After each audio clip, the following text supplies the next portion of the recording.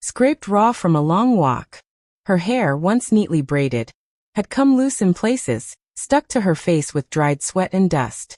The child in her arms hung limply, his head resting without strength against her collarbone. Silas felt a pressure in his chest that had nothing to do with fear. He had seen sick children on the trail before. Fevers that burned fast and took lives before anyone understood what was wrong. He recognized the signs immediately, and a quiet dread passed through him as he watched the boy's shallow breathing. The woman stopped a few steps from the fence. Her knees trembled slightly, but her posture remained upright. She held her son with a protective grip, as if letting go of him would mean a loss greater than she could bear. When she spoke, her voice carried the flat tone of someone who had no choices left. "My son is burning," she said. "He won't make it through the night without water, without shade, without a place to lie down." She didn't beg for help. She didn't fall to her knees or soften her voice. She simply stated the truth as she saw it. Then she added the part that tightened Silas's jaw. "If you save him, I will give myself to you." Silas felt a brief flash of anger, not at her, but at the world that forced a mother to speak such words. He understood what desperation did to people, how survival reduced everything to exchanges and consequences. The pain in her voice wasn't visible, but he heard it. It cut deeper than a scream that he didn't answer. He didn't trust himself to speak without letting slip an emotion he didn't want her to see. Instead, he turned away from the fence and walked toward the cabin with steady, measured steps. He opened the door and stepped aside just enough for her to enter. It was the closest he came to giving permission. The woman hesitated only long enough to adjust her grip on the child before crossing the threshold. Silas lit the small oil lamp on the table, its glow catching the rough texture of the cabin walls. He laid out a folded blanket near the stove, the warmest place he had, and filled a cup with water from the kettle cooling by the hearth. He didn't know how long it had been since she had drunk. Her lips were cracked, her hands trembling with exhaustion. But she focused only on the boy as she laid him on the blanket. She brushed his forehead with her fingers, checking for a response, but the child didn't stir. Silas knelt beside them and gently placed a damp cloth on the boy's skin. The heat beneath his touch confirmed the urgency. He lifted the child slightly so he could swallow a sip of water, careful not to overwhelm a body already struggling to hold on. The woman, Tala, though he didn't yet know her name, watched every movement with the alertness of someone ready to intervene if he hurt the child, and equally ready to collapse if she stopped paying attention.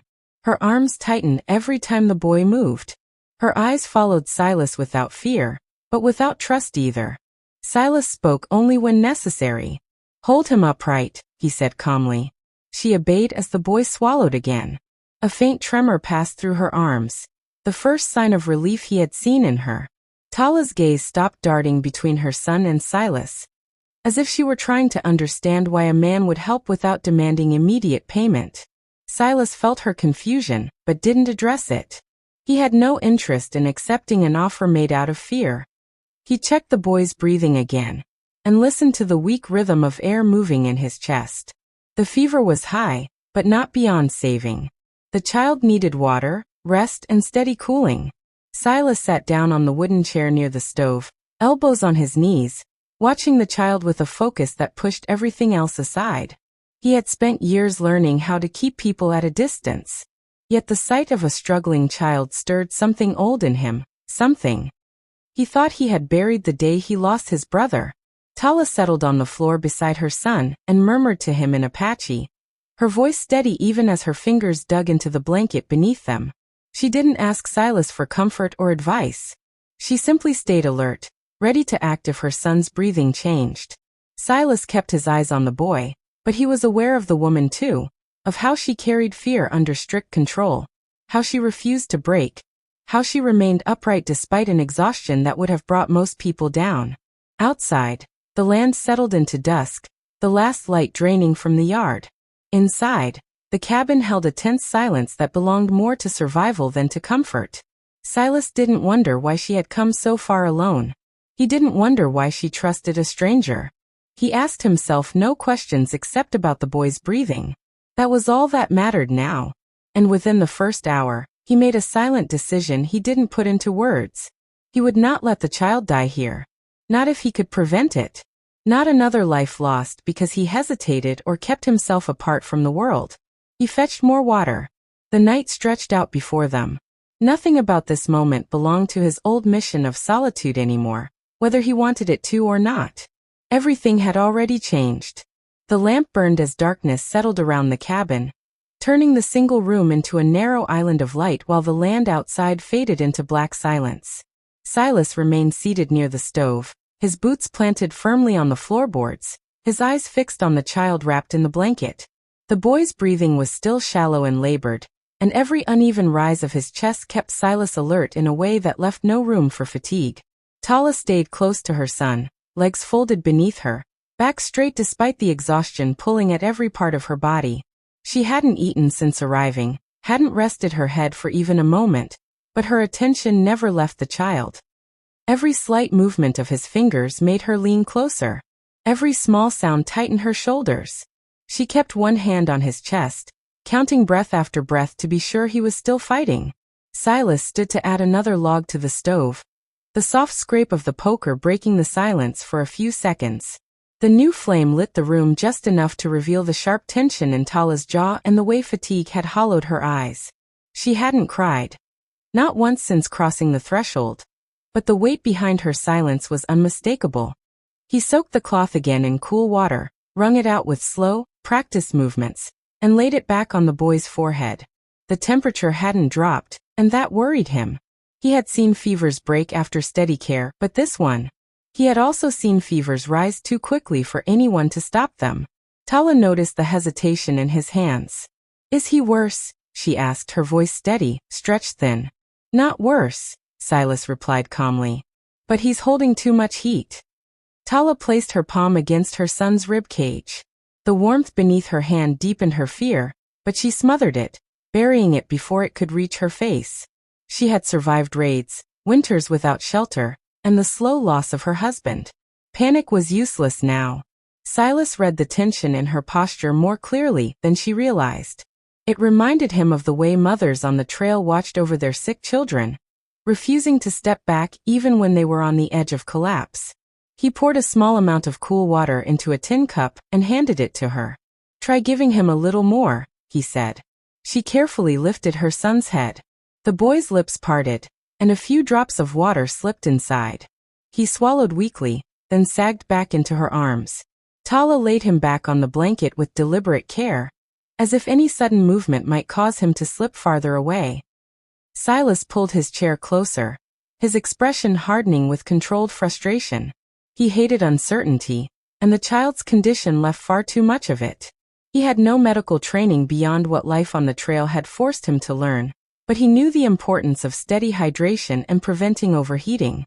The hours passed without improvement.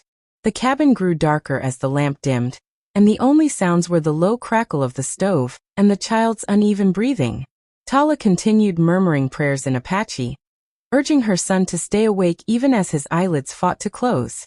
Silas noticed her hands trembling. "When was the last time you slept?" he asked.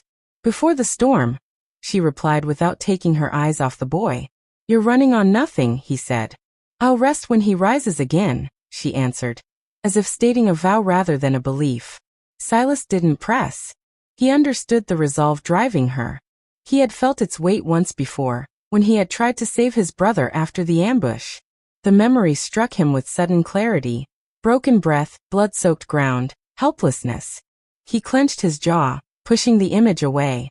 Tala's son suddenly stirred, his body stiffening as a shiver passed through him. Tala leaned over him at once, one hand steadying his chest, the other brushing his hair aside. Silas dropped to his knees and placed a hand on the boy's head. "He's fighting the fever," Silas murmured, watching the brief muscle tension. Moments later, the child drew a sharp breath, then relaxed again. His body went limp, but not lifeless. Tala released an unsteady breath she had been holding far too long. Silas took another cloth and soaked it in cool water. "We need to pull the heat out," he said, gently placing it at the boy's neck. "If he makes it through the night, he has a chance." Tala closed her eyes briefly. It was the first sign of her control slipping, but she steadied herself quickly and lifted her head. "Tell me what to do," she said. "I'll do anything." Her voice didn't plead. It commanded. Silas respected that. Keep his head raised. Make sure he swallows when he can. She obeyed instantly. Minutes stretched into hours. The night deepened until the window showed nothing but black. The fever didn't break, but the boy's breathing grew slightly more regular. Not enough to declare safety, but enough to ease the immediate fear of losing him before dawn. Tala adjusted the blanket and looked at Silas for the first time since the shivering episode. You didn't accept what I said earlier, she observed, not confused but trying to understand his motives. Silas leaned back against the chair, running a hand through his hair. Your offer came from fear, he said. That's not something a man should accept. Tala turned the words over in her mind, watching him as if he were a language she was only beginning to learn. She had expected demands, conditions, some sign of the price he intended to claim. Instead, she saw restraint, focus, and something she had not encountered in a long time. Genuine concern without a hidden cost. The realization unsettled her more than a threat would have. It forced her to reevaluate the man sitting across from her. Silas returned to tending the fire, keeping it steady, warm enough for the room, not too hot for the child. His movements were controlled and deliberate, never careless. He had settled into a role he hadn't filled in years, caretaker rather than drifter. When the first pale blue light of dawn filtered through the window, the child was still breathing, still fighting, still there. Silas stood near the blanket, watching the faint rise and fall of the small chest. He's past the worst of it, he said quietly. Not out of danger, but it's not as sharp anymore. Tala placed a hand on her son's cheek, and for the first time since arriving, some of the rigid tension in her posture eased. Silas opened the door to let the cool morning air sweep through the cabin. The worst night was over, but the days ahead would demand just as much strength. And neither of them yet knew how deeply their lives were already intertwined. The first daylight slid into the cabin in a thin, pale blue layer, touching the floorboards before reaching the small form beneath the blanket. Silas stood near the open door, letting the fresh air settle in, while Tala watched her son's breathing with eyes that had not closed once during the night. The change in temperature stirred the boy, not sharply, but enough for his hand to move. A small motion that tightened Tala's throat and made her shoulders tremble. Silas stepped closer, careful not to disturb either of them. The fever hadn't vanished, but the boy's face held more color than it had hours earlier, and his breathing, though shallow, came with a steadier rhythm. That alone loosened something inside Silas, a feeling he didn't show outwardly, but that surprised him with its intensity. He had built a life around avoiding attachment. Yet the fear of losing this child had struck him harder than he expected. Tala gently brushed her son's cheek with her fingertips. He hears us again, she whispered, her words mixing relief and disbelief. The boy's eyes fluttered open for a second, just long enough to recognize his mother's face. Tala leaned down, resting her forehead lightly against his. That contact steadied his breathing in a way nothing else had since her arrival. Silas fetched clean water from the bucket by the door and poured a small amount into the tin cup. Try a little more, he said, setting it beside her. Tala lifted her son and guided the cup to his lips. He took a cautious sip, swallowed, then weakly reached for her wrist as if to anchor himself. Tala closed her hand around his, unable to hide the surge of raw emotion at seeing him respond. Silas watched in silence, feeling the pressure in his chest tighten again.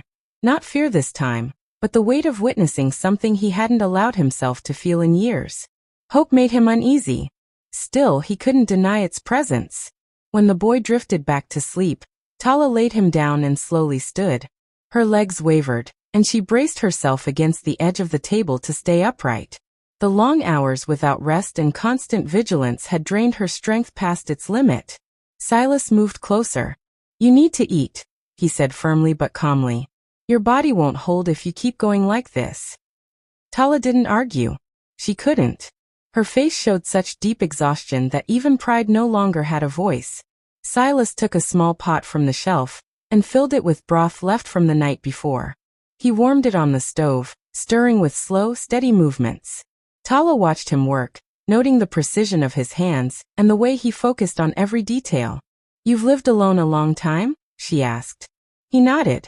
3 years. Why here? She continued. Not out of curiosity, but a need to understand the man who had spent the night fighting for her child. Silas hesitated. Speaking about himself was never easy, but avoiding the question felt wrong now. Quiet land, he said. Far from people. Far from trouble. Tala studied him calmly without judgment. You lost someone, she said. It wasn't a guess. It was recognition. Silas stirred the pot one last time and set a bowl in front of her. My brother, he replied. That was all he intended to say, but the memory weighed heavier than expected. An ambush during a cattle drive. I couldn't reach him in time. Tala didn't offer condolences. She simply nodded, acknowledging the pain without trying to soften it. She ate slowly, each spoonful taken with controlled movements. Her body needed the food, even as her mind stayed alert, watching her son and noting every change in his breathing.